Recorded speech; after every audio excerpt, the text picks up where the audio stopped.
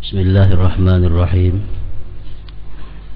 Alhamdulillah alladzi hadana li hadza wa ma kunna linahtadiya laula an hadana Allah. Asyhadu an la ilaha illallah wahdahu la syarika lah wa asyhadu anna sayyidana Muhammadan abduhu wa rasuluh. Allahumma salli wa sallim wa barik ala sayyidina Muhammad wa ala alihi wa sahbihi wa mawalah, amma ba'd. Yang kita hormati dan kita cintai para habaib dan para alim ulama, guru-guru agama, para muhibbin, hadirin hadirat rahimakumullah. Puji syukur selalu kita haturkan kehadirat Allah Subhanahu wa ta'ala atas anugerah yang selalu melimpah kepada kita semua, sehingga kita pada saat ini dapat kembali berkumpul bersama-sama di majlis yang penuh berkah ini. Dan pula salawat salam selalu kita haturkan kepada junjungan kita Nabi besar Muhammad sallallahu alaihi wasallam dan kepada seluruh keluarga, para sahabat, zuriat dan pengikut beliau ila yaumil qiyamah. Para muhibbin rahimakumullah, as-suratul tsalisata asyara min suwaril Qur'an, suratul Ra'd, madaniyatun wa ayatuha 43. Surat yang ke-13 dari surah-surah Al-Quran, yaitu surah Ar-Ra'd. Ra'd artinya guruh, bahasa kitanya guntur. Guntur adingnya patir. Kalau patir nyaring, ini guntur. Ini surah guntur. Madaniyatun, diturunkan ini surah sesudah Rasulullah hijrah ke Madinah, dan ayatnya berjumlah 43 ayat. Para muhibbin rahimakumullah, surat yang ke-13 ini dinamai dengan surah Ar-Ra'd karena di dalam surat ini ada menyebutkan atau mengisahkan tentang itu Ra'd, tentang itu guntur tadi. Firman Allah dalam ayat 13 surah ini, wa yusabbihur ra'du bihamdihi wal malaikatu min khifatihi wa yursilus sawa'ika fayusibu biha man yasha wa hum yujadiluna fillah wa huwa syadidul mihal. Artinya, bertasbih itu guntur, memuji Allah. Guntur bertasbih, memuji Allah. Malaikat pun bertasbih karena takut kepada Allah. Dan Allah mengutus petir. Nah, kalau sa'iqah ini petir, maka mengenakan Allah dengan itu petir akan orang-orang yang dia kehendaki. Ada yang ditimbak patir, kan manusia, pohon atau apa. Allah mengenakan itu petir akan orang-orang yang dia kehendaki, dan mereka itu mempermasalahkan, memperdebatkan tentang Allah, dan Allah itu bersangatan siksanya, sadidul mihal. Para muhibbin rahimakumullah, guntur atau guruh itu adalah sesuatu yang sering kita dengar, dan Al-Quran satu kitab yang sangat lengkap, tidak meninggal sedikit pun apa yang kita hadapi dalam kehidupan dunia dan akhirat ini. Bagaimana kita menyikapi guntur itu supaya kita ini sesuai dengan yang diridhai oleh Allah Subhanahu wa ta'ala. Rasulullah sallallahu alaihi wasallam bersabda, "Innamar ra'du wa'idun minallah, fa idza sami'tumuhu fa amsiku 'anil hadis." Akhrajahu Ibnu Abi Hatim. Itu guntur, kata Rasulullah, merupakan satu peringatan dari Allah. Guntur satu ancaman, wa'id daripada Allah. Bila kamu mendengar guntur itu, maka kamu bertahanlah daripada berkata-kata. Misal kita sedang berpendiran, sedang berucau, ada berbunyi guntur, kata Rasulullah, fa'amsiku anil hadis. Berdiaman aja kita. Ini hadis Rasulullah. Kemudian hadis beliau lagi menyebutkan, idza sami'tumur ra'da fadhkurullah fa innahu la yusibu dzakira, rawahu Tabarani. Bila kamu mendengar petir, mendengar guntur, mendengar guruh, berzikirlah kamu kepada Allah. Yang tadi perintah diam. Sesudah diam lalu ganti dengan zikir. Karena itu guntur tidak akan mengenai akan orang-orang yang berzikir kepada Allah Subhanahu wa taala. Rawahu Tabarani. Hadis yang ketiga masalah ini, kata Rasulullah, man sami'a sautar ra'di fa qala subhanallah wa bihamdihi lam tusibuhu sa'iqah. Barang siapa mendengar bunyi guntur lalu dia mengucap subhanallah wa bihamdihi, dia kada akan ditimbak patir. Banyak kita di sini nang petani nang di hutan-hutan kadang-kadang berhuma menuri. Musim ribut berbunyi guntur subhanallah wa bihamdi. Ayo hembe itu patir berbunyi pasti kada akan kana. Pasti kada akan mengenai kita. Ini sabda Rasulullah sallallahu alaihi wasallam. Nah, kemudian tadi lanjutan dari ayat itu, wa yursilus sawaik, Allah mengirim petir, dia kenai orang yang dia kehendaki, dan mereka mempermasalahkan, memperdebatkan Allah. Allah itu bersangatan siksanya. Dalam kitab-kitab hadis disebutkan, datang seorang laki-laki kafir kepada Rasulullah sallallahu alaihi wasallam. Laki-laki itu berkata, "Ya Muhammad, hadithni an ilahika alladhi tad'u ilaih." Ceritakan kepadaku tentang Tuhan yang kau ajak manusia menyembah Tuhan itu. Ayakutun huwa, adakah Tuhan engkau itu terbuat daripada yakut? Au azhabun huwa, atau Tuhan engkau itu terbuat daripada emas? Amma huwa, atau terbuat dari apa? Rasulullah tidak menjawab pertanyaan ini orang. Betapun Allah Ta'ala itu yakut kah, jamrud kah, akik kah? Mereka mempermasalahkan tentang Allah. Panazalat ala sa'il sa'iqah, tiba-tiba turun atas yang bertanya itu petir, fa'ahraqathu, maka membakar akan dia. Nah, ini ayatnya. Wa yursilus sawa'iqa fa yusibu biha may yasha wa huwa yujadiluna fillah wa huwa syadidul mihal. Para muhibbin rahimakumullah, dalam kitab I'anah disebutkan ada orang laki bini berencana kalau lahir anaknya ini akan dinamai Allah. Berniat kalau anak kita ini lahir umumnya kita ngarani Allah. Kada keduanya ngaran ini makhluk. Habis itu begitu lahir langsung ditimbak patir, mati anak itu. Begitu keluar langsung disambar oleh petir. Nah, karena kada boleh seseorang siapapun, benda apapun bernama Allah selain Tuhan kita Allah Subhanahu wa ta'ala. Nah, para muhibbin rahimakumullah, surat Ar-Ra'd ini sebagaimana surat-surat yang terdahulu sebelumnya banyak memberikan petunjuk atau arahan kepada kita semua.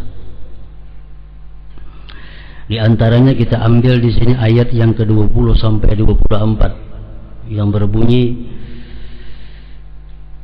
alladzina yufuna bi ahdillahi wa la yanquduna al-mitsaq walladzina yasiluna ma amara Allahu bihi ay yusal wa yakhshawna rabbahum wa yakhafuna su'al hisab walladzina sabaru ibtigha'a wajhi rabbihim wa aqamus salata wa anfaqu mimma razaqnahum sirran wa 'alaniyah wa yadra'una bil hasanati sayyi'ah ulaika lahum 'uqbad dar jannatu 'adnin yadkhulunaha wa man salaha min abaihim wa azwajihim wa dhurriyyatihim wal malaikatu yadkhuluna 'alaihim min kulli bab salamun 'alaikum bima sabartum fa ni'ma 'uqbad dar.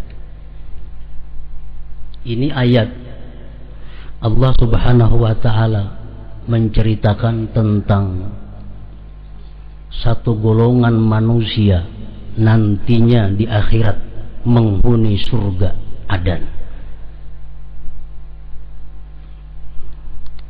Mereka itu di samping masuk surga Adan, mereka diberi hak untuk mengumpulkan bapaknya, ibunya, pasangannya, anaknya, berkumpul bersama dia, walaupun mereka itu kedudukannya di bawahnya. Allah berikan keistimewaan kepada kelompok manusia seperti ini.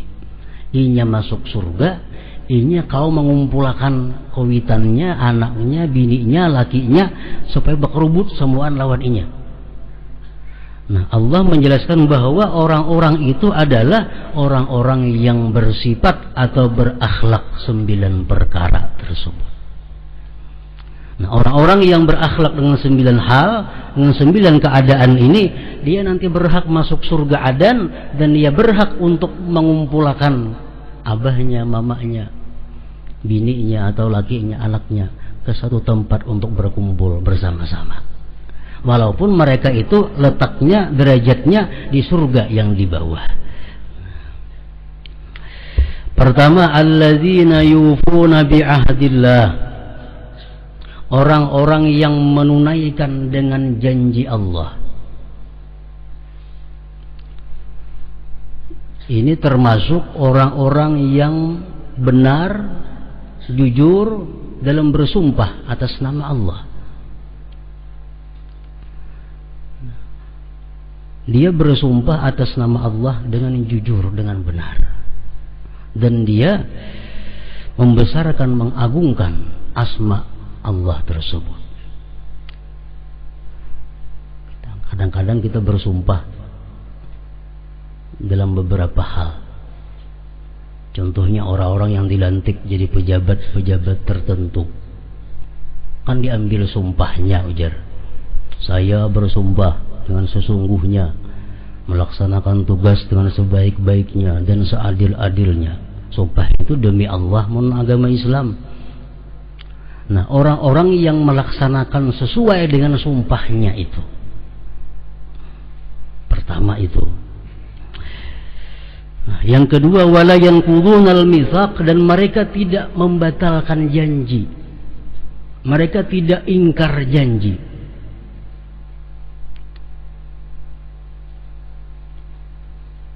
Kalau sebaliknya orang yang berkelakuan demikian dilaknat oleh Allah Subhanahu wa taala. Walladzina yanquduna ahdallahi min ba'di mitsaqihi ulaika lahumul la'nah wa lahum su'ud dar. Kalau orang-orang yang bersumpah itu tapi dia kadang melaksanakan sumpahnya, dia akan mendapat kutukan Allah Subhanahu wa taala. Ini risikonya orang-orang nang bepekerjaan sumpah. Kalaunya berhasil menjalankan sumpahnya, dia jujur konsekuen dengan sumpahnya, dia akan dapat derajat yang tinggi, surga Adan. Tapi kalau dia sumpahnya itu melincing dari sumpahnya, dilaknat, dikutuk oleh Allah Subhanahu wa taala. Jadi jangan hendak bersumpah-sumpah bepekerjaan itu, ayo aku bersumpah negara pasti datang, jangan. Demi Allah datang, jangan. Jadi pegawai kacari nang jangan bersumpah amun kawa. Cari jabatan-jabatan nang kada bersumpah, aman sekolahan kada bersumpah kan tuh. Nang ringan-ringan aja, tapi kalau nang berat-berat tuh demi Allah, menjalankan tugas sebaik-baiknya, seadil-adilnya. Ayo. Nah. Wala yanqudunal mitsaq, dan mereka tidak membatalkan janji. Janji itu, janji ini, janji macam-macam. Kadang membatalkan dengan janji itu. Yang ketiga, walladzina yasiluna ma amarallahu bihi ayyusal, dan orang-orang yang menghubungi sesuatu yang diperintahkan Allah untuk dihubungi, yaitu keluarga rahim. Dia silaturrahim walaupun rahim memutuskan hubungan kepada dia.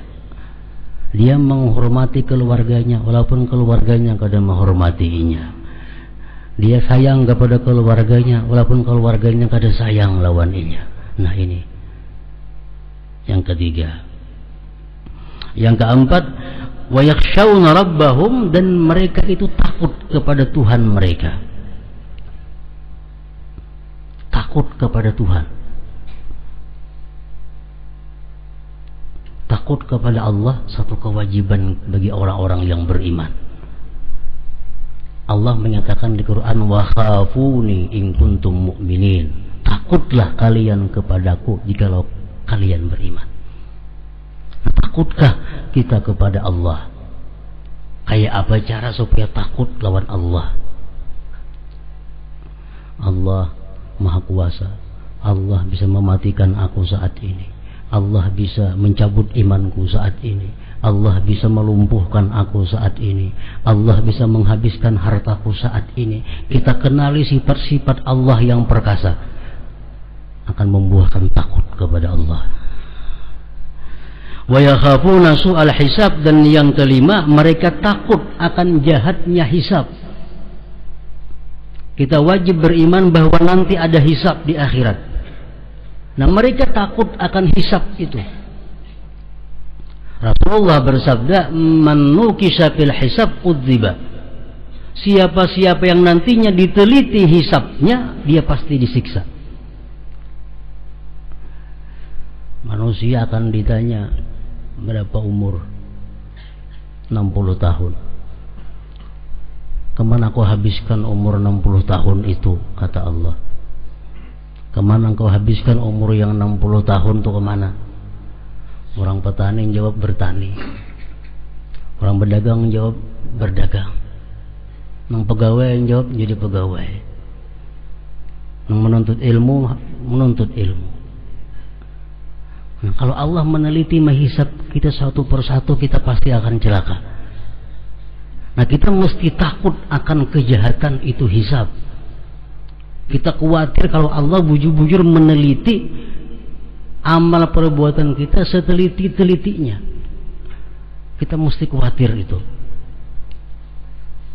Wa yakhafuna su'al hisab.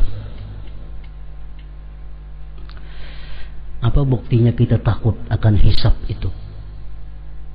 Takutkah kita dihisab Allah nanti? Takut. Buktinya mana takut? Orang yang takut dihisab Allah itu, satu, orangnya adalah selalu qiyamul lail, ibadah di tengah malam. Karena Rasulullah mengatakan orang-orang yang bangun malam masuk surga bighairi hisab, tanpa hisab. Ini nang terus-terusan gak ada balang kambingan. Bahnu tahajud, manu kada, hari hujan berai. Nah, kalau kita takut dihisab Allah nanti di hari kiamat, amalkan sembahyang malam. Yang kedua, pemaaf. Pemaaf dengan manusia. Ini mengakibatkan nanti kepada kita mudah hisab oleh Allah Subhanahu wa ta'ala. Yang keenam, walladzina sabaru btigha'a wajhi rabbihim, dan orang-orang yang sabar karena Tuhan mereka. Sabar itu ada 4. Pertama, dia sabar agar dikatakan orang bahwa dia penyabar. Ini sia-sia. Ya sabar, baaduh kada, baakai kada. Tapi tujuannya supaya dipadahkan orang, inya ini penyabar. Nah, itu 0. Kada ada nilainya. Yang kedua, ada orang itu sabar karena khawatir dicela orang jikalau dia keluh kasah. Dia khawatir kalau kucak-kucak dicela orang, jadi dia sabar. Ini pun 0 juga nilai. Yang ketiga, Dia bersabar karena dia menganggap kalau kasah itu kada ada gunanya, nol juga. Nang bujur namana dia sabar semata-mata mengharap ridha daripada Allah Subhanahu wa taala. Nah, ini maksudnya walladzina sabaru ibtigha'a wajha rabbihim. Yang ketujuh, wa aqamus shalah, mereka mendirikan salat, menegakkan salat. Kita samuan sembahyang, cuma kadang-kadang bungkuk sembahyangnya. Allah menyuruh kita wa aqamus shalah, menegakkan salat. Salat itu supaya tegak. Artinya apa? Sembahyang itu khusyuk, sembahyang itu beradab, sembahyang itu benar-benar sembahyang. Ini wa aqamus shalah, menegakkan salat. Lain lawan mengerjakan salat. Nah, mengerjakan salat itu asal sembahyang aja dikadha kada apa-apa. Tapi Allah kadang demikian, menegakkan salat. Wa anfaqu mimma razaqnahum sirran wa alaniyah, dan mereka itu menafkahkan harta mereka secara sembunyi dan secara terang-terangan. Orangnya sosial, artinya bakhil kada kau masuk surga. Sosialnya macam apa? Sembunyi-sembunyi dia sosial, terang-terangan sosial. Artinya dia sembunyi-sembunyi kalau dia khawatir ria, dan dia terang-terangan kalau dia anggap dirinya aman daripada ria. Nah, wa yadra'una bil hasanati sayyi'ah, dan mereka menolak kejahatan dengan kebaikan. Artinya apa? Setiap mereka berbuat kejahatan, mereka iringi dengan kebaikan. Berbuat dosa, iringi dengan kebaikan. Berbuat dosa, iringi dengan tobat. Karena manusia kada bisa lepas daripada dosa, tinggal berikutnya tobat kada. Nah, mereka mengiringi kejahatan dengan satu kebaikan. Nah, 9 perkara itu kalau kita bisa melakukan dalam kehidupan kita. Pertama, kita melaksanakan sumpah sebaik-baiknya. Kedua, kita menunaikan janji kepada manusia dengan sebaik-baiknya. Demikian pula janji kepada Allah seperti nazar. Yang ketiga, silaturahmi kita jalan. Yang keempat, kita takut lawan Tuhan. Yang kelima, kita takut dihisab Allah. Yang keenam, kita sabar. Yang ketujuh, menegakkan salat. Yang kedelapan, sosial. Yang kesembilan, mengiringi dosa dengan kebaikan, mengiringkan dosa dengan kebaikan. Nah, kalau 9 itu kita mampu melaksanakan, kita akan dapat surga adan, dan kita akan dapat mengajak orang tua kita, anak kita, pasangan kita, walaupun dia di bawah kita amaliyahnya, bisa kita ajak bersama-sama berkumpul di surga dengan mereka itu. Wa yadra'una bil hasanati sayyi'ah, mengiringkan dosa dengan kebaikan. Ini ayat diturunkan satu kejadian sahabat Rasulullah yang bernama Abul Yasar.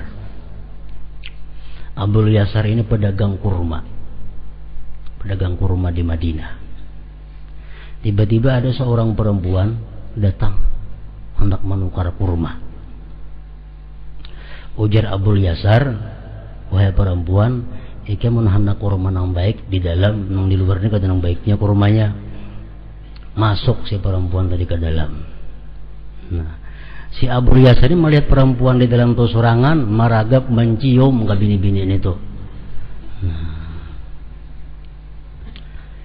imbah itu terpikir ini perbuatan dosa.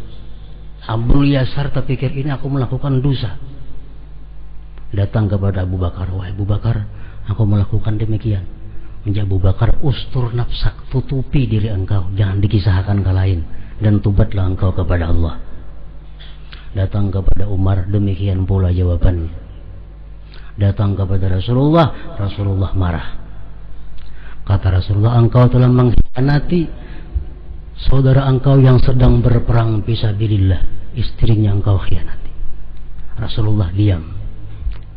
Kemudian Allah menurunkan ayat, wa aqimis shalah tarafain nahar wa zulafan minal lail innal hasanat yudhibnas sayyiat, bahwa sembahyang 5 waktu itu menebus dosa-dosa seperti yang demikian tadi.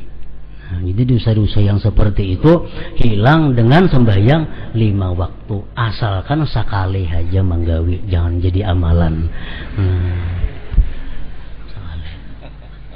Kalau jadi amalan jadi dosa besar, ngarannya dosa besar kada bisa dihapus dengan sembahyang 5 waktu. Para muhibbin rahimakumullah. Jadi semua dosa kecil hilang di bawah sembahyang 5 waktu. Kita imbah zuhur manggawi memperbuat dosa kecil, sembahyang asar hilang dosanya. Karena imbah asar memperbuat pulang dosa kecil, sembahyang maghrib hilang pulang dosanya. Asal jangan dosa besar aja. Innal hasanat yudhibnas sayyi'at. Nah, itu maksudnya tadi firman Allah, wa yadra'una bil hasanatis sayyi'ah. Nah, jadi mudah-mudahan kita dapat melaksanakan 9 hal tersebut dengan hidayah dan pertolongan daripada Allah Subhanahu wa taala.